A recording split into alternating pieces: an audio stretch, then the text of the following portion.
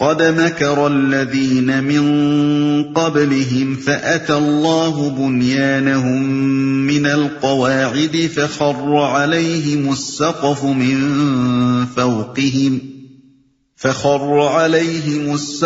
من فوقهم وأتاهم العذاب من حيث لا يشعرون۔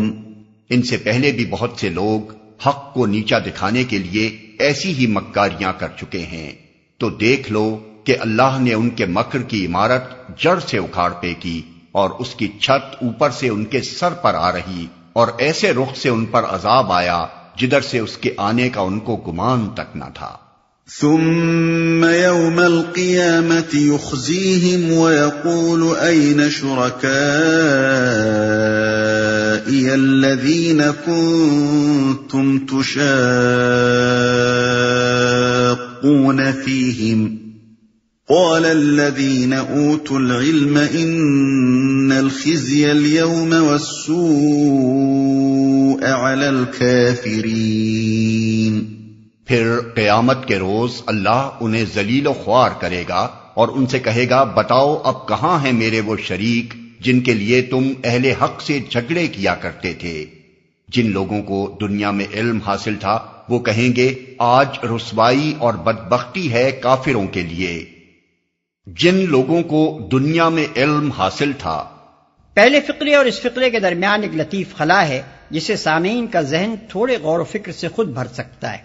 اس کی تفصیل یہ ہے کہ جب اللہ تعالیٰ یہ سوال کرے گا تو سارے میدان حشر میں ایک سناٹا چھا جائے گا، کفار مشرکین کی زبانیں بند ہو جائیں گی، ان کے پاس اس سوال کا کوئی جواب نہ ہوگا، اس لیے وہ دم بخود رہ جائیں گے اور اہل علم کے درمیان آپس میں یہ باتیں ہوں گی۔ الذين تتوفاهم الملائكة ظالمي أنفسهم فألقوا السلم ما كنا نعمل من سوء بلى إن الله عليم بما كنتم تعملون فادخلوا أبواب جهنم خالدين فيها فلبئس مثوى المتكبرين۔ ہاں انہی کافروں کے لیے جو اپنے نفس پر ظلم کرتے ہوئے جب ملائکہ کے ہاتھوں گرفتار ہوتے ہیں تو سرکشی چھوڑ کر فوراً ڈگیں ڈال دیتے ہیں اور کہتے ہیں ہم تو کوئی قصور نہیں کر رہے تھے۔ ملائکہ جواب دیتے ہیں کر کیسے نہیں رہے تھے، اللہ تمہارے کرتوتوں سے خوب واقف ہے، اب جاؤ جہنم کے دروازوں میں گھس جاؤ، وہیں تم کو ہمیشہ رہنا ہے۔ بس حقیقت یہ ہے کہ بڑا ہی برا ٹھکانہ ہے متکبروں کے لیے۔ ہاں یہ فقرہ اہل علم کے قول پر اضافہ کرتے ہوئے اللہ تعالیٰ خود بطور تشریح فرما رہا ہے۔ جن لوگوں نے اسے بھی اہل علم ہی کا قول سمجھا ہے انہیں بڑی تعبیروں سے بات بنانی پڑی ہے اور پھر بھی بات پوری نہیں بن سکی ہے۔ جب ملائکہ کے ہاتھوں گرفتار ہوتے ہیں، یعنی جب موت کے وقت ملائکہ ان کی روحیں ان کے جسم سے نکال کر اپنے قبضے میں لے لیتے ہیں، وہیں تم کو ہمیشہ رہنا ہے۔ یہ آیت اور اس کے بعد والی آیت جس میں قبض روح کے بعد متقیوں اور ملائکہ کی گفتگو کا ذکر ہے، قرآن مجید کی ان متعدد آیات میں سے ہے جو صریح طور پر عذاب و ثواب قبر کا ثبوت دیتی ہیں۔ حدیث میں قبر کا لفظ مجازاً عالم برزخ کے لیے استعمال ہوا ہے، اور اس سے مراد وہ عالم ہے جس میں موت کی آخری ہچکی سے لے کر بعث بعد الموت کے پہلے جھٹکے تک انسانی ارواح رہیں گی۔ منکرین حدیث کو اس پر اصرار ہے کہ یہ عالم بالکل عدم محض کا عالم ہے جس میں کوئی احساس اور شعور نہ ہوگا اور کسی قسم کا عذاب یا ثواب نہ ہوگا۔ لیکن یہاں دیکھیے کہ کفار کی روحیں جب قبض کی جاتی ہیں تو وہ موت کی سرحد کے پار کا حال بالکل اپنی توقعات کے خلاف پا کر سراسیمہ ہو جاتی ہیں اور فوراً سلام ٹھوک کر ملائکہ کو یقین دلانے کی کوشش کرتی ہیں کہ ہم کوئی برا کام نہیں کر رہے تھے۔ جواب میں ملائکہ ان کو ڈانٹ بتاتے ہیں اور جہنم واصل ہونے کی پیشگی خبر دیتے ہیں۔ دوسری طرف اتقیاء کی روحیں جب قبض کی جاتی ہیں تو ملائکہ ان کو سلام بجا لاتے ہیں اور جنتی ہونے کی پیشگی مبارکباد دیتے ہیں۔ کیا برزخ کی زندگی میں احساس، شعور عذاب اور ثواب کا اس سے بھی زیادہ کھلا ہوا کوئی ثبوت درکار ہے؟ اسی سے ملتا جلتا مضمون سورہ نساء آیت نمبر 97 میں گزر چکا ہے، جہاں ہجرت نہ کرنے والے مسلمانوں سے قبض روح کے بعد ملائکہ کی گفتگو کا ذکر آیا، اور ان سب سے زیادہ صاف الفاظ میں عذاب برزخ کی تصریح سورہ مومن آیت 45-46 میں کی گئی ہے، جہاں اللہ تعالیٰ فرعون اور آل فرعون کے متعلق فرماتا ہے کہ ایک سخت عذاب ان کو گھیرے ہوئے ہے، یعنی صبح و شام وہ آگ کے سامنے پیش کیے جاتے ہیں، پھر جب قیامت کی گھڑی آ جائے گی تو حکم دیا جائے گا کہ آل فرعون کو شدید تر عذاب میں داخل کرو۔ حقیقت یہ ہے کہ قرآن اور حدیث دونوں سے موت اور قیامت کے درمیان کی حالت کا ایک ہی نقشہ معلوم ہوتا ہے، اور وہ یہ ہے کہ موت محض جسم و روح کی علیحدگی کا نام ہے، نہ کہ بالکل معدوم ہو جانے کا۔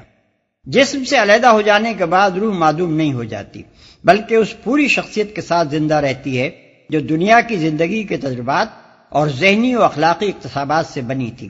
اس حالت میں روح کے شعور، احساس، مشاہدات اور تجربات کی کیفیت خواب سے ملتی جلتی ہوتی ہے۔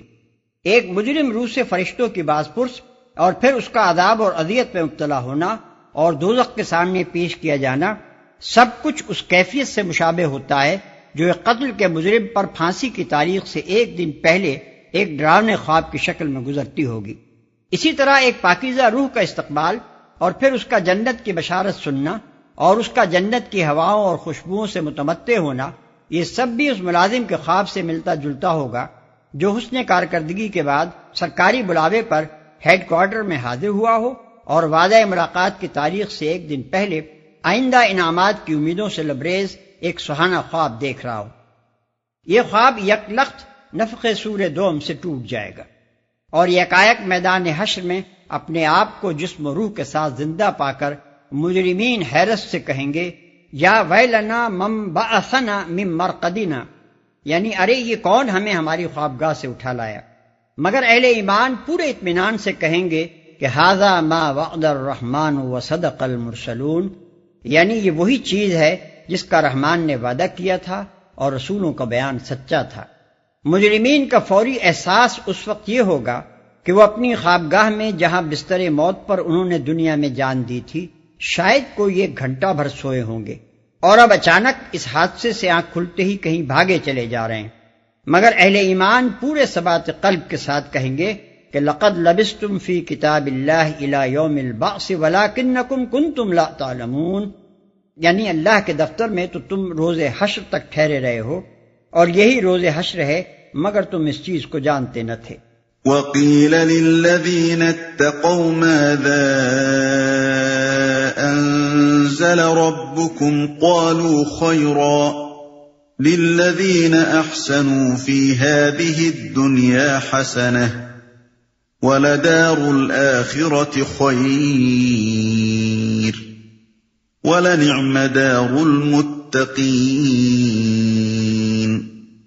جنات عدن يدخلونها تجري من تحتها الأنهار لهم فيها ما يشاءون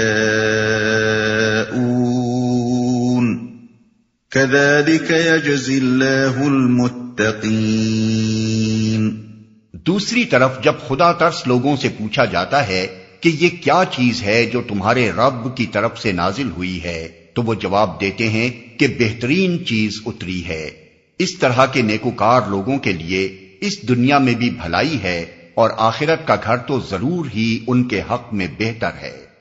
بڑا اچھا گھر ہے متقیوں کا، دائمی قیام کی جنتیں جن میں وہ داخل ہوں گے، نیچے نہریں بہہ رہی ہوں گی اور سب کچھ وہاں عین ان کی خواہش کے مطابق ہوگا۔ یہ جزا دیتا ہے اللہ متقیوں کو۔ بہترین چیز اتری ہے، یعنی مکے سے باہر کے لوگ جب خدا سے ڈرنے والے اور راست باز لوگوں سے نبی صلی اللہ علیہ وسلم اور آپ کی لائی ہوئی تعلیم کے بارے میں سوال کرتے ہیں تو ان کا جواب جھوٹے اور بددیانت کافروں کے جواب سے بالکل مختلف ہوتا ہے۔ وہ جھوٹا پروپیگنڈا نہیں کرتے، وہ عوام کو بہکانے اور غلط فہمیوں میں ڈالنے کی کوشش نہیں کرتے، وہ حضور صلی اللہ علیہ وسلم اور آپ کی لائی ہوئی تعلیم کی تعریفیں کرتے ہیں اور لوگوں کو صحیح صورتحال سے آگاہ کرتے ہیں۔ عین ان کی خواہش کے مطابق ہوگا۔ یہ ہے جنت کی اصل تعریف۔ وہاں انسان جو کچھ چاہے گا وہی اسے ملے گا۔ اور کوئی چیز اس کی مرضی اور پسند کے خلاف واقع نہ ہوگی۔ دنیا میں کسی رئیس، کسی امیر کبیر، کسی بڑے سے بڑے بادشاہ کو بھی یہ نعمت کبھی میسر نہیں آئی ہے، نہ یہاں اس کے حصول کا کوئی امکان ہے، مگر جنت کے ہر مکین کو راحت و مسرت کا یہ درجہ کمال حاصل ہوگا کہ اس کی زندگی میں ہر وقت ہر طرف سب کچھ اس کی خواہش اور پسند کے عین مطابق ہوگا، اس کا ہر ارمان نکلے گا، اس کی ہر آرزو پوری ہوگی، اس کی ہر چاہت عمل میں آ کر رہے گی۔ الذين تتوفاهم الملائكة طيبين يقولون سلام عليكم ادخلوا الجنة بما كنتم تعملون۔ ان متقیوں کو جن کی روحیں پاکیزگی کی حالت میں جب ملائکہ قبض کرتے ہیں تو کہتے ہیں سلام ہو تم پر، جاؤ جنت میں اپنے اعمال کے بدلے۔ هل ينظرون إلا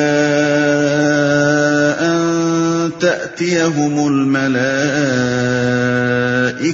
أو يأتي أمر ربك كذلك فعل الذين من قبلهم وما ظلمهم الله ولكن كانوا أنفسهم يظلمون۔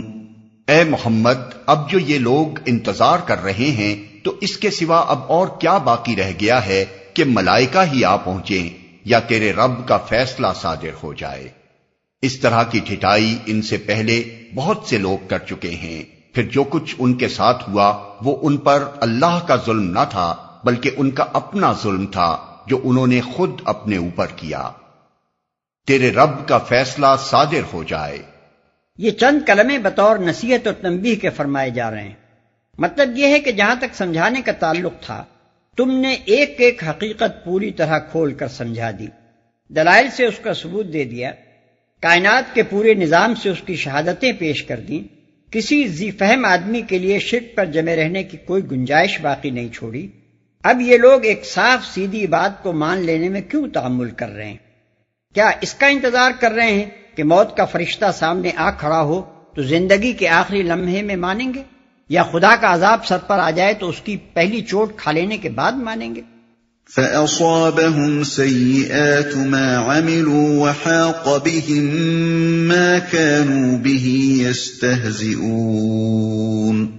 ان کے کرتوتوں کی خرابیاں آخر کار ان کی دامنگیر ہو گئیں اور وہی چیز ان پر مسلط ہو کر رہی جس کا وہ مذاق اڑایا کرتے تھے۔